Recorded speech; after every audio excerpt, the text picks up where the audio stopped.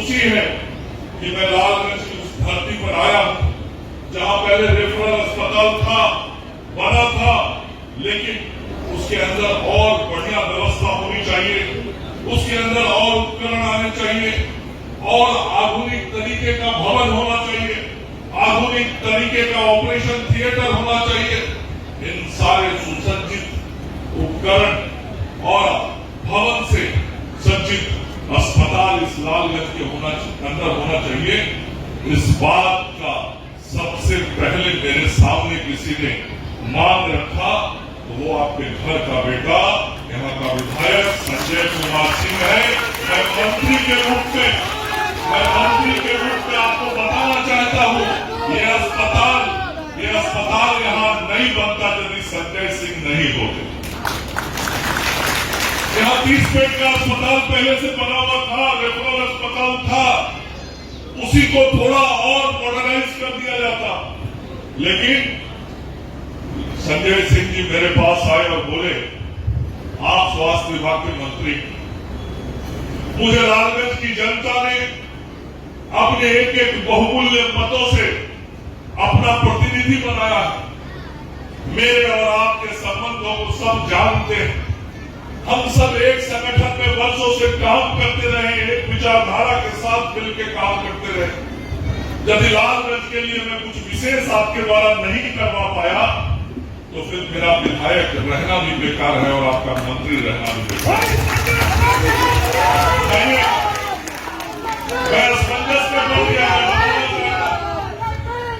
मेरे मित्र विधायक ने ऐसी बातें इस भावनात्मक तरीके से मेरे कक्ष में कही, मुझे याद है संजय जी। मैं थोड़ा देर के लिए सोच में पड़ गया मैं क्या जवाब दूं। मैंने यही कहा उस वक्त कि ये 7-8 करोड़ रुपए के अस्पताल की स्वीकृति तो मैं अचानक से नहीं दे सकता। इसके लिए विभाग के अंदर पूरी प्रक्रिया करनी पड़ती है। लेकिन संजय जी, मैं विश्वास दिलाता हूं कि लालगंज की जिस जनता ने आपको विधायक बना के अपना प्रतिनिधि बना के भेजा है, मैं आपकी इच्छा और जनता की अपेक्षाओं को समाप्त नहीं होने दूंगा। आप जो कह रहे हैं उसको मैं जरूर करूंगा। और संजय जी जानते हैं कि इस अस्पताल को मैं कहां से लाया हूं। यह अस्पताल वैशाली जिला और लालगंज में स्वीकृत नहीं है, कहीं अन्यत्र था, लेकिन लालगंज की जनता ने बहुत प्यार दिया है संजय जी, बहुत मतों से विजयी बनाया है। तो जब जनता इतना प्यार करे तो मंत्री का भी फर्ज तो है ना कि उस विधायक की जनता के काम को पूरा करे। तो मैं दूसरे जगह से इस योजना को यहाँ लेके आया और लालगंज में यहाँ आज ये सामुदायिक स्वास्थ्य केंद्र बन के तैयार हुआ और ये 7 करोड़ 69 लाख रुपए की 30 बेड के अस्पताल को आज मैं लालगंज की जनता की सेवा में समर्पित कर। आज 18 तारीख है।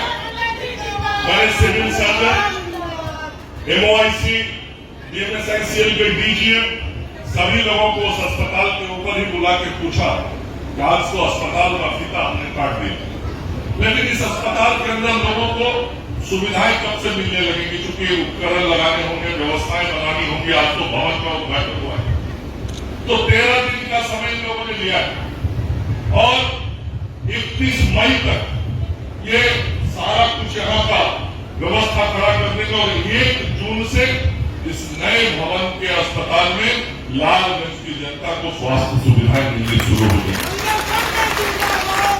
आज मैं क्या और करने वाला हूं, एलियस का टीका आया और ये एलियस बीमारी आप सब लोग जानते हैं, चमकी बुखार 2019 में बहुत बड़ी घटना आपके बगल के जिले मुजफ्फरपुर में हुई थी और ये मुजफ्फरपुर, वैशाली, शिवहर, सीतामढ़ी, मोतिहारी, गोपालगंज, सिवान, छपरा, बेतिया, समस्तीपुर, ये सब सारे जो जिले उस यही इस बीमारी के प्रभाव से प्रभावित रहते हैं और जब गर्मी का समय आता है तब हमारे बच्चों को ये चमकी बुखार आता है और व्यवस्था ठीक ना हो तो वो कष्ट में बदल जाता है। इसलिए 2019 में जो घटना घटी थी उसी के बाद मुझे इस बीमारी के बारे में पूरी जानकारी भी मिली। इससे बचाव के लिए क्या क्या काम करने होंगे, हर चीज को हमने और माननीय मुख्यमंत्री नीतीश कुमार जी ने बहुत तरह तक जाके समझने की कोशिश की। और 2019 के बाद मुजफ्फरपुर सहित राज्य के वैसे सभी एरिया प्रभावित जिलों में हमने इससे बचाव के उपाय शुरू किए।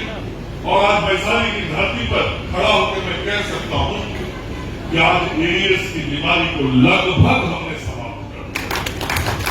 हर बार गर्मी के समय में क्या क्या समाचार क्षमता वालों में मुझे भी स्वास्थ्य मंत्री के रूप में देख के बहुत पीड़ा होती है। मेरे बीच का कोई छोटा नमूना बच्चा यदि किसी कारण से अपने जीवन को पूर्ण नहीं कर पाता है तो बहुत पीड़ा। उन बीमारियों से हम उनको बचा सके इसके लिए मुजफ्फरपुर में हमने देश का सबसे बड़ा बच्चों का अस्पताल 100 बेड का पीटू बनवाया। इसके जितने भी इस एईएस प्रभावित क्षेत्र है वहां के सभी प्राथमिक स्वास्थ्य केंद्र, सामुदायिक स्वास्थ्य केंद्रों पर हमने वो व्यवस्थाएं बनवाई जिसमें चिकित्सक समय से रहे, नर्स रहे, उनका इलाज कर सके, उन लोगों को अलग से ट्रेनिंग दिलवाने का काम किया। और आज जो एईएस का किट मैं सांकेतिक रूप से 5 प्रखंड के 5 एएनएम को दूंगा। ऐसी किट पिछले 4 वर्षों से मैं हर वर्ष भिजवाता हूं। इसमें 13 तरह का उपकरण है जिससे जो छोटे बच्चे चमकी बुखार से प्रभावित होते हैं वो अस्पताल आए तो उनकी हर प्रकार की जांच तुरंत की जा सके और उस जांच के आधार पे उस बच्चे का तुरंत इलाज किया जा सके। इतनी सूक्ष्मता के साथ आज स्वास्थ्य विभाग काम कर रहा है। तो आपके बीच में जब मैं अपना संबोधन समाप्त कर लूंगा तो उसके बाद यहाँ जो हमारी नर्सेज बहनें आई हैं उनके हाथों में मैं वो एक एक किट एक प्रखंड के लोगों को दूंगा और फिर बाद में और किट जिले में आएगा। तो ये काम आज हम लोगों ने किया है। इसके अतिरिक्त और 4 जगहों पे ऐसे ही सामुदायिक स्वास्थ्य केंद्र भवन बनाने का निर्णय हम लोगों ने किया है। हाजीपुर, राघोपुर, महुआ और कालीचरण, छपरा। मैं यहाँ से उन सभी विधानसभा क्षेत्र के लोगों को भी ये बताना चाहता हूँ कि मुख्यमंत्री जी का निर्देश है कि जितने भी प्रखंड बिहार में हैं अब कोई भी प्रखंड 30 बेड से कम अस्पताल की व्यवस्था वाला प्रखंड नहीं रहे। और अभी तक 400 से अधिक अस्पतालों में जो प्रखंडों में अस्पताल थे उनको 20 बेड के अस्पताल के रूप में अपग्रेड करके चालू कर दिया गया। जो बचे हुए हैं उन सभी जगहों पे या तो अस्पताल के निर्माण का कार्य चल रहा है या जैसे आज मैं यहाँ के 4 प्रखंडों में शिलान्यास कर रहा हूँ, ऐसा शिलान्यास का कार्यक्रम सभी जिलों में संपन्न होगा। मतलब कोई प्रखंड नहीं बचेगा। बिहार का 534 प्रखंड अनुमंडल और जिला मुख्यालय का छोड़कर जहां 30 बेड के अस्पताल नहीं हो। ये काम जो हम सब लोग कर रहे हैं ये 4 जगहों पे 15 करोड़ 84 लाख रुपए की लागत से इन अस्पतालों का शिलान्यास हो रहा है। माननीय मुख्यमंत्री जी और प्रधानमंत्री जी का ये निर्देश है कि केवल राज्य की राजधानी, जिला मुख्यालय, अनुमंडल और प्रखंड में अस्पतालों की व्यवस्था बढ़िया नहीं हो बल्कि हर पंचायतों में भी अस्पताल की व्यवस्था बढ़िया होनी चाहिए। और इसके लिए अब हम राज्य के सभी पंचायतों में अस्पताल भवन बनाने का काम कर रहे हैं। और आज उसी के तहत इस वैशाली जिले के भी 37 पंचायतों में नए अस्पताल भवनों के शिलान्यास का भी कार्यक्रम मैं यहाँ से संपन्न कर रहा हूँ।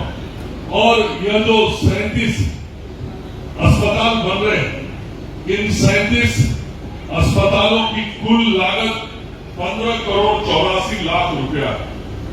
मैं जब कार्यक्रम खत्म हो जाएगा तो ये शिलालेख सब हमारे विभाग के अधिकारियों ने इधर लगा दिया। मैं मीडिया के मित्रों ने तो देखा है, मैं एक बार जनता से भी आग्रह करूंगा, कार्यक्रम खत्म होने के बाद इधर आके देख लीजिएगा कि आज आपके जिले को कितनी योजनाएं मिली। 42 योजनाएं आज आपके जिले को हम लोगों ने नया देने का काम किया। ये परिवर्तन है, ये परिवर्तन का संकेत भी है, संदेश भी है कि आज किस प्रकार से नीतीश कुमार जी और नरेंद्र मोदी जी के नेतृत्व में देश और बिहार के अंदर स्वास्थ्य सुविधाएं बदल रही हैं। तो इस प्रकार से आज देखेंगे तो 15 करोड़ 84 लाख का health and wellness centre, 23 crore रुपए का 4 जगहों पे 30 बेड का अस्पताल और 7 करोड़ 69 लाख रुपए का यहाँ पे आज जो अस्पताल बना उसका उद्घाटन हमने किया।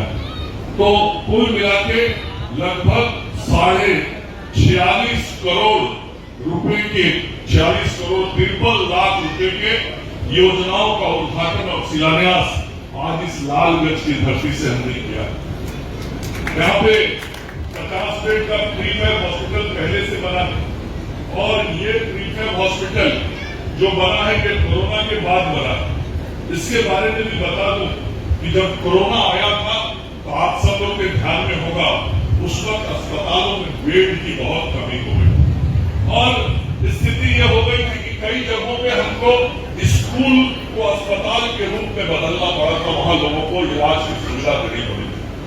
तो इस परिसर में 50 बेड का प्रीफेब हॉस्पिटल भी संजय जी ने उस समय कहा था कि कोरोना में लोगों को बहुत कठिनाई हो रही है, मंत्री जी बहुत दिक्कत आ रही है।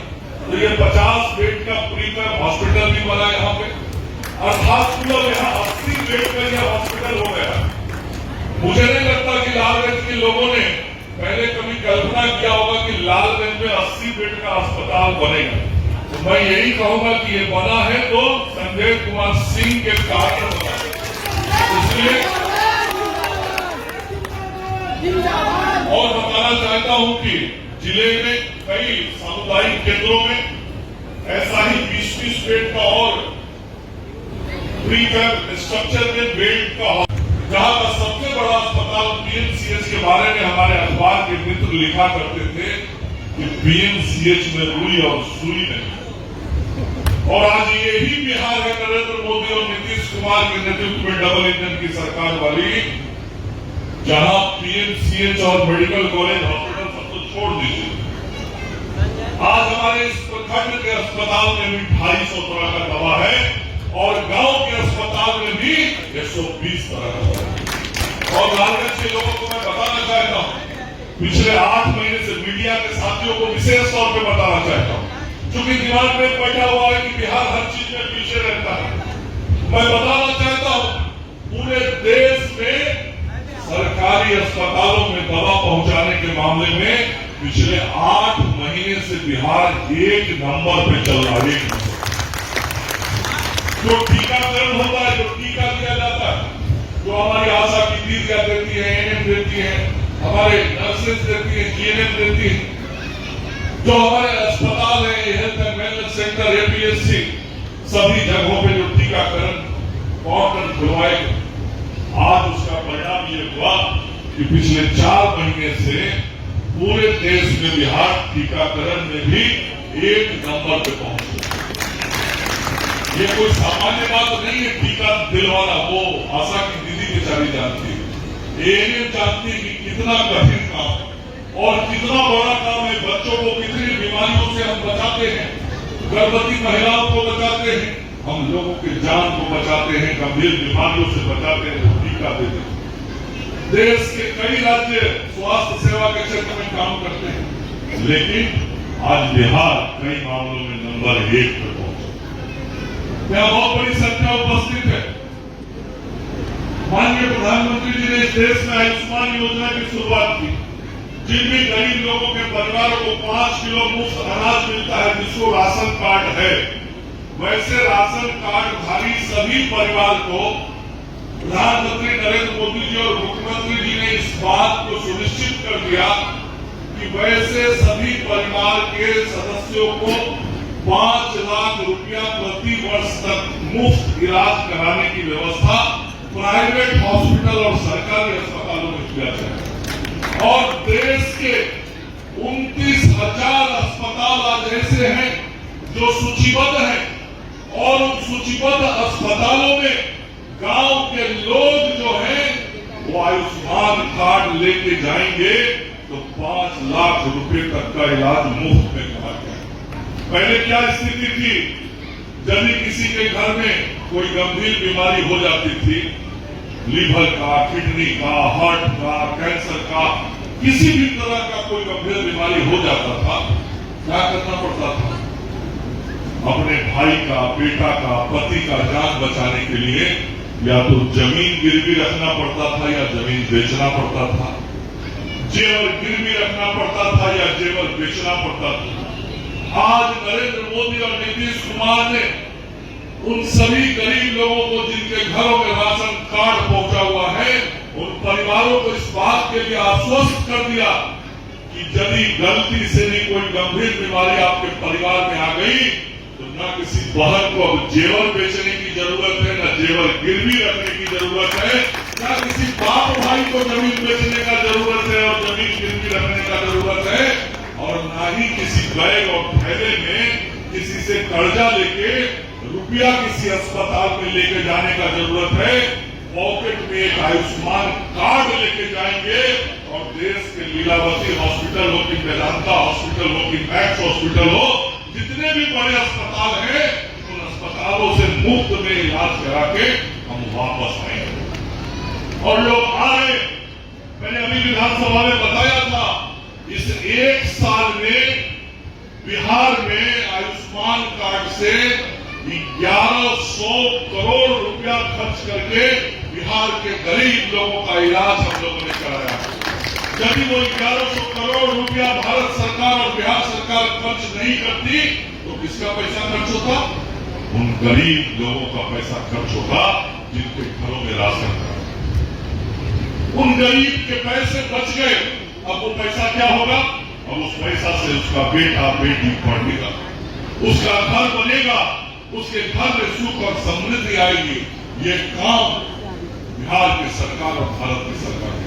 यहाँ हजारों की संख्या में लोग उपस्थित हैं और देख लीजिए, इतने लोगों को गारंटी दे दिया नरेंद्र मोदी और नीतीश कुमार ने कि हम इलाज कराने के लिए पैसे की जरूरत नहीं है, कार्ड लेके जाएंगे, देश के बड़े बड़े अस्पताल से इलाज मुफ्त में करा के आएंगे। ये सामने जनता जो है ये गवाही दे रही, किस प्रकार से काम किया है स्वास्थ्य विभाग ने, किस प्रकार से काम किया नीतीश कुमार जी ने और नरेंद्र मोदी ने। ये किसी से जाके, मैं विपक्ष के लोगों से कोई गवाही नहीं लेता, मैं तो जनता से गवाही लेता हूँ, जनता के बीच में जाता हूँ और पूछता हूँ, बताओ स्वास्थ्य मंत्री ने काम किया कि नहीं, स्वास्थ्य विभाग ने काम किया कि नहीं, नीतीश कुमार जी ने काम किया कि नहीं, नरेंद्र मोदी जी ने काम किया कि नहीं, आप बताओ, मैं आपसे पूछता हूँ।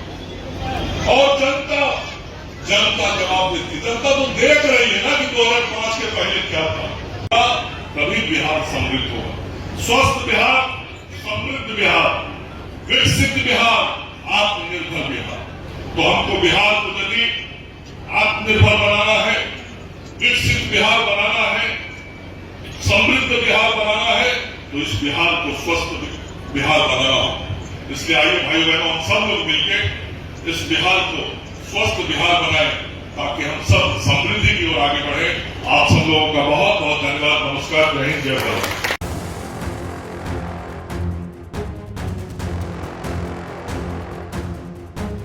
आपके शहर में नए युवा ला रहे हैं नया बदलाव। भवन निर्माण में एसएस कंस्ट्रक्शन, खन्ना एंटरप्राइजेस के offers and distribution, ideal public school की एजुकेशन, जगदम्बा रेस्टोरेंट का taste and decoration, life care medical का कस्टमर अट्रैक्शन, निशा मोबाइल के फोन कलेक्शंस, राजू जी के आम्रपाली मसाले की रेसिपी, डॉक्टर फारिदा परवीन की फिजियोथेरेपी। ये है शहर में अपने फील्ड के दिग्गज। आप भी बताइए, आप हैं किस फील्ड के दिग्गज, ताकि हम बता सकें अपने दर्शकों को। जुड़े प्रकाशवाणी के डिजिटल मीडिया प्लेटफॉर्म के साथ आज ही।